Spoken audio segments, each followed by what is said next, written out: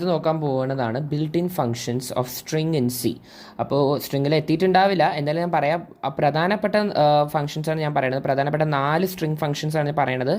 str_len, str_cpy, str_cat, str_cmp. ഇതൊക്കെയാണ്. ഇനി കൂടുതലുണ്ടാവും. ഇതിൽ 4 ഞാൻ പറയണത്. str_len എന്ന് പറഞ്ഞു കഴിഞ്ഞാൽ ഇപ്പോൾ ഒരു സ്ട്രിങ് ആപ്പിൾ എന്ന് വെക്കുക. ഇപ്പോൾ ആപ്പിളിൻ്റെ ലെങ്ത് എത്രയാണെന്നാണ് പറയുന്നത്. ഒരു സ്ട്രിങ്ങിൻ്റെ ലെങ്ത് ആണ് എന്ത് ചെയ്യുന്നത്, ഈ str_len എന്ന് പറയുന്ന ഫംഗ്ഷനിൽ നമ്മൾ കണ്ടുപിടിക്കുന്നത്. അപ്പോൾ ആപ്പിളിൻ്റെ ലെങ്ത് എത്രയാണ്, എത്ര ക്യാരക്ടേഴ്സ് ഉണ്ട്, 1 2 3 4 5. അപ്പോൾ ഇതിൻ്റെ ലെങ്ത് എത്രയാണ്, 5.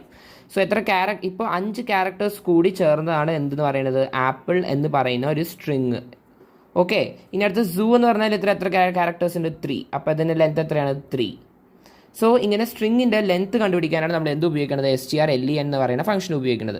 ഇനി str_cpy എന്ന് പറഞ്ഞു കഴിഞ്ഞാൽ, cpy പറഞ്ഞു കഴിഞ്ഞാൽ ഇപ്പോൾ ഒരു വേരിയബിളിൽ, സ്ട്രിങ്ങിൻ്റെ ഒരു വേരിയബിൾ, ഇപ്പോൾ str എന്താ പറയുക ഫ്രൂട്ട് എന്നുണ്ട്. ഈ ഫ്രൂട്ടിലാണ് ഇപ്പോൾ ഞാൻ എന്താ ചെയ്ത് വെച്ചിരിക്കുന്നത് വെച്ചാൽ, ആപ്പിൾ എന്ന് പറയുന്ന വേരിയബിൾ ഇതിനകത്തുണ്ട്. ഓക്കെ, ആപ്പിൾ എന്ന വേരിയബിൾ ഇതിനകത്തുണ്ട്.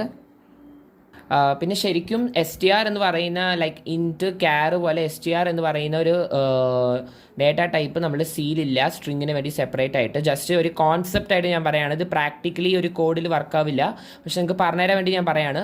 So string fruit equal to apple എന്നാണ്. അപ്പോൾ ഈ ഫ്രൂട്ട് എന്ന് പറയുന്ന വേരിയബിളിൽ ആപ്പിൾ എന്നാണ്. അതേ സമയത്ത് എനിക്ക് സൂ എന്ന് പറയുന്നത് വേറൊരു വേരിയബിളിൻ്റെ അകത്ത് കിടക്കാണ്. അതിൻ്റെ പേരാണ് എന്താ പറയുക, അനിമൽ എന്ന് പറയുന്ന ഒരു വേരിയബിളിൻ്റെ അകത്താണ് എന്ത് കിടക്കുന്നത്, ഈ സൂ എന്ന് പറയുന്ന സ്ട്രിങ് കിടക്കുന്നത്. സോ എനിക്ക് എന്ത് ചെയ്യണം, ഈ ഫ്രൂട്ട് എന്ന് പറയുന്ന ഈ വേരിയബിളിലേക്ക് എനിക്ക് സൂ എന്ന് പറയുന്ന ഈ സ്ട്രിങ്ങിനെ കോപ്പി ചെയ്തെടുക്കണം. അപ്പോൾ എനിക്ക് ആപ്പിളിൻ്റെ അകത്ത് എന്തും കൂടി വരണം, കോപ്പിയായി സൂവും കൂടി കോപ്പിയായി എനിക്ക് വരണം. സോ ഇങ്ങനെ ഒരു സ്ട്രിങ്ങിൽ നിന്ന് വേറെ സ്ട്രിങ്ങിലേക്ക് ഈ സ്ട്രിങ്സിനെ കോപ്പി ചെയ്യാൻ വേണ്ടിയിട്ടാണ് str_cpy എന്ന് പറയുന്ന ഫംഗ്ഷൻ ഉപയോഗിക്കുന്നത്. ഈ ഫംഗ്ഷൻ്റെ അകത്ത് നമ്മൾ സോഴ്സ് ഡെസ്റ്റിനേഷനൊക്കെ കൊടുത്തു കഴിഞ്ഞാൽ, എവിടെ നിന്ന് എവിടെ കോപ്പി ആവണമെന്ന് കൊടുത്തു കഴിഞ്ഞാൽ ഈ ഫംഗ്ഷൻ ഉപയോഗിച്ച് നമുക്ക് എന്ത് ചെയ്യാം, സ്ട്രിങ്ങിനെ കോപ്പി ചെയ്യാൻ പറ്റും വേരിയബിൾസ് തമ്മിൽ. ഇനി അടുത്തതാണ് str_cat എന്ന് പറയുന്നത്. str_cat എന്ന് പറഞ്ഞാൽ ഇപ്പോൾ ആപ്പിളും സൂ ഉണ്ടെങ്കിൽ ഈ 2 സ്ട്രിങ്ങിനെ എനിക്ക് ജോയിൻ ചെയ്യണം, ഒറ്റയാക്കാനാണ് എന്ത് ഉപയോഗിക്കുന്നത്, ഈ str_concatenate. കൺകാറ്റിനേറ്റ് പറഞ്ഞു കഴിഞ്ഞാൽ 2 സ്ട്രിങ് തമ്മിൽ എന്ത് ചെയ്യുക, ജോയിൻ ചെയ്യുന്നതാണ് ഈ കൺകാറ്റിനേറ്റ്. ഇനി അടുത്തത് cmp പറഞ്ഞു കഴിഞ്ഞാൽ ആൽഫബറ്റിക് ഓർഡറിൽ കമ്പയർ ചെയ്യണത്. ഇപ്പോൾ ആപ്പിൾ എന്നൊരു സ്ട്രിങ് ഉണ്ട്, നമ്മൾ ആൽഫബറ്റിക് ഓർഡറിലാണ് കമ്പയർ ചെയ്യുക. അപ്പോൾ രണ്ടും എന്താണ്, സ്റ്റാർട്ട്സ് വിത്ത് എ എന്ന് പറയുന്നത് ഫസ്റ്റ് ലെറ്റർ ആണ്. So it return 0. ഇതിൽ കമ്പയർ ചെയ്യാൻ വല്ലതും ഉണ്ടോ, ഇല്ല.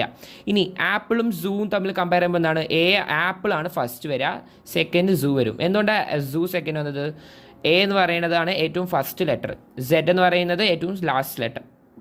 സോ ഏതാണ് ഫസ്റ്റ് വരിക, ഫസ്റ്റ് വരും, സെഡ് സെക്കൻഡ് വരും. സോ ഇതാണ് str_cmp.